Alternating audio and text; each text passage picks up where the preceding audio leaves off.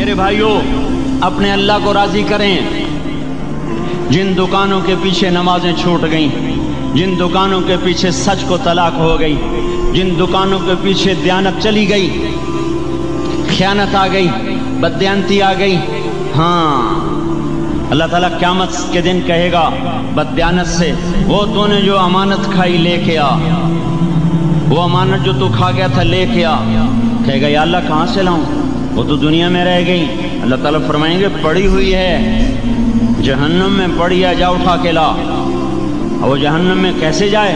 تو فرشتے ماریں گے چل، اور وہ اس کو لے کے چلیں گے، اور چلتے چلتے دوزخ کا سب سے خطرناک حصہ حاویہ، وہاں اس کو لے کے جائیں گے جہاں منافق رہتے ہیں۔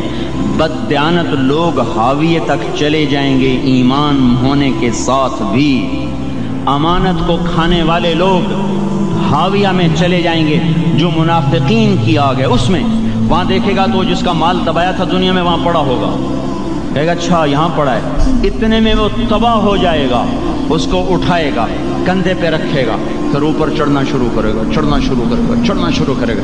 جب دوزخ کے کنارے پر آ جائے گا تو وہ اس کے ہاتھ سے چھوٹ جائے گا اور پھر حاویہ میں جا گرے گا۔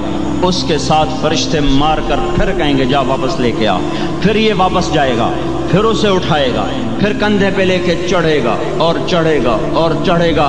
جب کنارے پر آئے گا تو پھر اس کے ہاتھ سے چھوٹ جائے گی، اس کے پھر فرشتے مار کے نیچے گرا دیں گے، جا لے کے آ۔ اب یہ کبھی اس میں سے نہیں نکل سکتا۔ اس کمانے سے توبہ کریں، یہ کمانا جہنم میں لے جائے گا۔ اور ادھر دوسری سنو، سَيَعْلَمُونَ الْيَوْمَ مَنْ أَصْحَابُ الْكِرَامِ، ایک فرشتہ اعلان کرے گا آج پتہ چلے گا عزت والے کون ہیں، آج پتہ چلے گا عزت والے کون ہیں۔ أَيْنَ الَّذِينَ تَتَجَافَى جُنُوبُهُمْ عَنِ الْمَضَاجِعِ، کہاں ہیں راتوں کو اٹھ کے نمازیں پڑھنے والے؟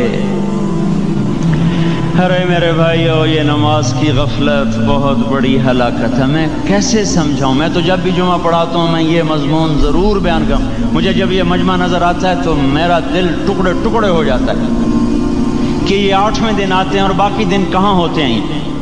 یہ کیوں نہیں سمجھتے؟ ان کے آنکھ کیا ہو گیا؟ ان کے کانوں میں ڈاٹ لگ گیا، یا دل کے اوپر کوئی پردہ آ گیا، یا میں کوئی عربی میں بات کرتا ہوں جو سمجھ میں نہیں آتی، یا میں کوئی ان سے چندے کا مطالبہ کر رہا ہوں، یا کوئی اپنی ذات کے لیے سوال کر رہا ہوں، یا اپنی شخصیت کی دعوت دے رہا ہوں۔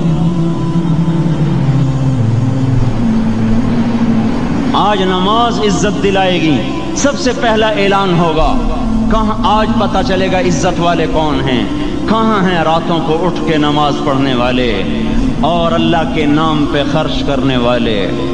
صرف نماز نہیں، زکوٰۃ بھی دینی پڑے گی۔ پیسہ ہے زکوٰۃ نہیں دے رہے، پیسہ ہے اللہ کے نام پہ خرچ نہیں کر رہے۔ بھائیو، اللہ کے نام پہ خرچ کرنا سیکھیں، اللہ کے واسطے اپنے آپ کو سادگی پہ لائیں اور اللہ کے نام پہ لٹانا سیکھیں۔ اللہ آپ کی نسلوں کو واپس کرے گا، صرف آپ کو نہیں، آپ کی نسلوں کو واپس کرے گا۔ آپ اللہ کو قرضہ دے رہے ہیں، کسی ایسے ایرے غیر کو قرضہ نہیں دے رہے۔ یہاں مسجدیں والے چندے مانگ رہے، بھائی مسجد کو چندہ دو، مدرسوں والے چندے مانگ رہے، مدرسوں کو چندے دو۔ یہ تو مسلمان کی غیرت کے خلاف ہے کہ اللہ کے گھر میں مسجد کے لیے چندہ مانگا جائے، اور کہیں صندوقچیاں پھرا رہے، کہیں وہ جھولیاں۔ ایسی مجھے شرم آتی ہے، یہ کرنے والوں پر بھی میں کیا کہوں، ان کی عقلوں پہ بھی پردہ ہے کہ اللہ کے گھر میں مخلوق کے سامنے جھولی پھیلاتے ہیں، اور پھر ان مسلمانوں کی آنکھوں پر بھی پردہ ہے کہ ان کو غیرت نہیں آتی کہ مسجد کے لیے جھولی پھیلائی جا رہی ہو، اور یہ گھروں میں اچھا خاصا کھاتے پیتے ہوں اور مسجد کے لیے جھولی پھیلائی جائے اور مسجد کے لیے صندوق رکھے جائیں، اور ہر نماز کے بعد مدرسے کے لیے لوگ چندہ مانگ رہے ہوں۔ یہ ایمانی اور غیرت کے خلاف، مسلمان کی سخاوت کے خلاف ہے کہ اس طرح مسجد کے لیے جھولیاں پھریں اور مسجد کے لیے صندوق پھریں۔ ہم تو اللہ کے نام پہ بے دھڑک لگائیں، اقیم الصلاۃ و آتوا الزکاۃ، اقیم الصلاۃ و آتوا الزکاۃ 67 دفعہ یہ حکم چلا ہے، اور ہر دفعہ زکوٰۃ کے ساتھ نماز، نماز، زکوٰۃ، زکوٰۃ، نماز، نماز، زکوٰۃ، زکوٰۃ، نماز۔ نماز پڑھنے والے زیادہ ہیں نسبتاً زکوٰۃ دینے والوں سے، زکوٰۃ دینے والے تھوڑے ہیں، پیسہ جاتے ہوئے جان جاتی۔ ہمیں نہ دو، اپنے غریب رشتہ داروں کو تلاش کر کے دیں، اپنے غریب رشتہ داروں کو، اپنے غریب پڑوسیوں کو۔ آج جو صحیح دیانت دار تنخواہ دار ہے وہ بھی مستحق زکوٰۃ ہے اگر وہ دیانت دار ہے تو۔ اگر رشوت نہیں لیتا تو آج کا ایس پی بھی مستحق زکوٰۃ ہے۔ میرا ایک دوست ایس پی کہنے لگا میں زکوٰۃ کا مستحق ہوں، حالانکہ میں ملتان کا ایس پی ہوں، کہ 15 دن میرے گھر میں کبھی سالن پکتا ہے کبھی نہیں پکتا۔ اپنے اوپر صرف خرچ کرنا۔ بچے کو کھلونے کی خواہش تھی، 1000 روپے کے کھلونے لے کے دے دیے، کیا ظلم ہے یہ؟ 1000 روپے کے کھلونے بچے کو لے کے دے دیے، کیا اللہ نہیں پوچھے گا کہ اس 1000 سے کسی غریب کے گھر کا دیا جل سکتا تھا، اور کسی کے غریب کا ایک ہفتہ گزر سکتا تھا، تیرے کسی مسکین رشتہ دار کے گھر میں بھی کچھ سالن پک سکتا تھا۔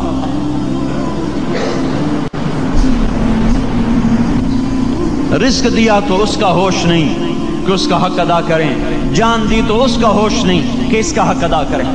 سجدہ جان کا حق ہے، اور زکوٰۃ اور صدقات یہ مال کا حق ہے۔ میں کب اپنے لیے مانگ رہا ہوں؟ میں کہہ رہا ہوں اللہ اپنے غریب رشتہ داروں کو دیں، ان کو تلاش کریں اللہ کے واسطے۔ اپنی بیویوں سے پوچھو سونے کی زکوٰۃ دی ہے؟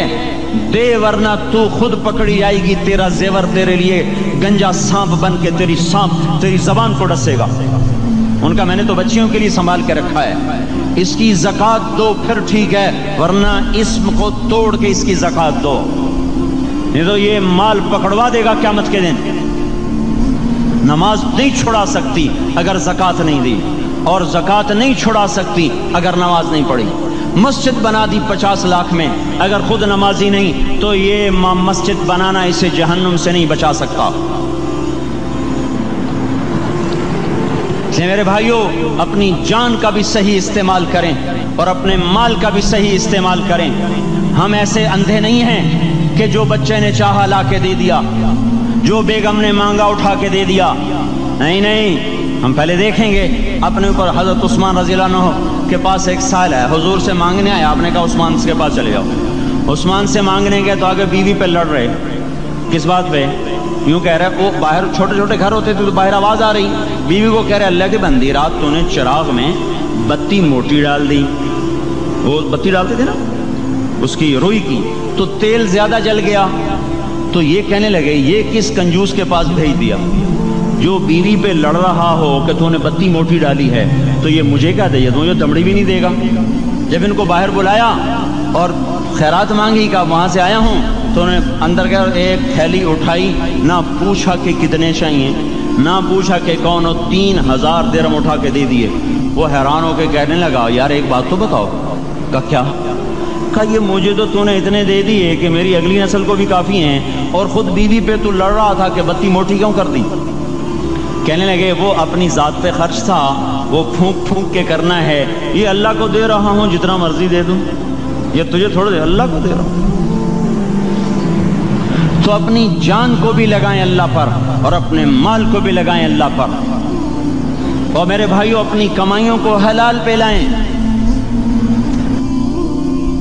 اور بیویوں کو سمجھا دیں کہ ہم تمہاری خاطر دوزخ میں نہیں جا سکتے۔ یہ ہم اس پر توبہ کریں، اس پر توبہ کریں، اور یہ آبادی ہر وقت ہونی چاہیے مسجد کی۔ چلو کوئی جو جہاں سے بھی آیا ہے مسجد کے عادی بنو میرے بھائیوں۔ ہماری جماعت گئی تھی اردن میں 1991 میں، تو ہم اسرائیل کے بارڈر پر چلے۔ انہوں نے بتایا کہ یہ ہم سے آمد رفت بات چیت ہوتی رہتی ہے، چونکہ کچھ عرب ادھر رہتے ہیں کچھ عرب ادھر رہتے ہیں، رشتہ داریاں ہیں۔ تو کہا یہ یہودی ہم سے پوچھتے ہیں تمہاری فجر میں نمازی کتنے ہوتے ہیں اور تمہارے جمعے میں نمازی کتنے ہوتے ہیں؟ ہم نے پوچھا یہ تحقیق کیوں کرتے ہو؟ ان کا ہماری کتابوں میں یہ ہے کہ جب فجر کی نماز کے نمازی اور جمعے کی نماز کے نمازیوں کی تعداد برابر ہو جائے گی تو یہودی دنیا سے مٹ جائیں گے۔ اب یہاں فجر میں 1.5 صف ہوتی ہے اور جمعے میں باہر بھی صفیں بنی پڑی، چلو میں کہتا ہوں مان لیا 1/3 طبقہ باہر سے آیا ہے، یہ 2/3 تو یہیں سے اٹھ کے آیا ہے، یہ کیوں نہیں ہر نماز میں آتا؟ میرے بھائیوں اپنے حال پہ رحم کریں، اللہ کے واسطے میری پکار کو سنیں۔ میں آپ کو کوئی فلسفہ نہیں سمجھا رہا، میرا روزانہ ہر جمعہ جب آتا ہوں میں یہی مضمون بیان کرتا ہوں، میں روزانہ آپ کو نیا بیان سنا سکتا ہوں۔ 360 دن ہیں، میں اللہ کے فضل سے آپ کو روزانہ نیا 360 دن میں آپ کو 360 نئے بیان سنا سکتا ہوں۔ لیکن میں یہاں بیان کرنے نہیں بیٹھتا، اپنا دکھڑا میں روتا ہوں کہ پوری گلستان کالونی جہنم کی طرف جائے اور میں ان کا پڑوسی ہوں اور میں انہیں جہنم میں جاتا دیکھوں اور میری ہائے نہ نکلے تو میں ڈوب کے مر جاؤں۔ جلتا کتا ہم نہیں دیکھ سکتے اور اس ہماری آنسو نکل پڑیں، چوہے کو ہم جلتا نہیں دیکھ سکتے اور میں اتنی شکلوں کو جہنم میں جاتا دیکھوں۔ جس نے فجر آج نہیں پڑھی اس نے پر جہنم کو واجب کر لیا، جو اب آئندہ اثر نہیں پڑے گا اس پر جہنم واجب ہو گئی، پھر میں کیا مضمون بیان کروں، کیا فلسفے بیان کروں؟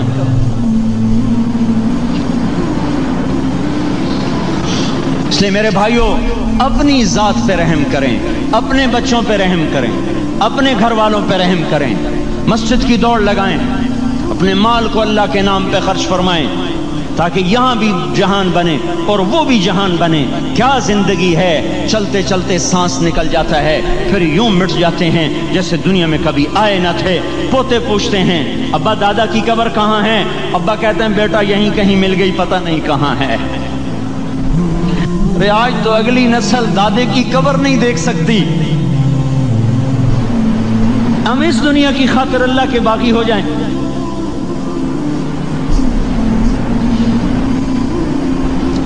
اس بے وفا جہان کی خاطر اللہ سے بغاوت کر جائیں، جو ایسا مہربان، جو ایسا کریم۔ تو اس لیے میرے بھائیوں اللہ کے واسطے اللہ کی بارگاہ میں توبہ کریں اور اپنے اللہ کو راضی کریں، یہی میری فریاد ہے، یہی میری پکار ہے۔ میں بھی توبہ کرتا ہوں، آپ بھی اللہ کی بارگاہ میں توبہ کریں کہ کوئی کام اللہ کی منشا کے خلاف نہ ہوگا۔ اللہ ہم سب کو عمل کی توفیق بخشے۔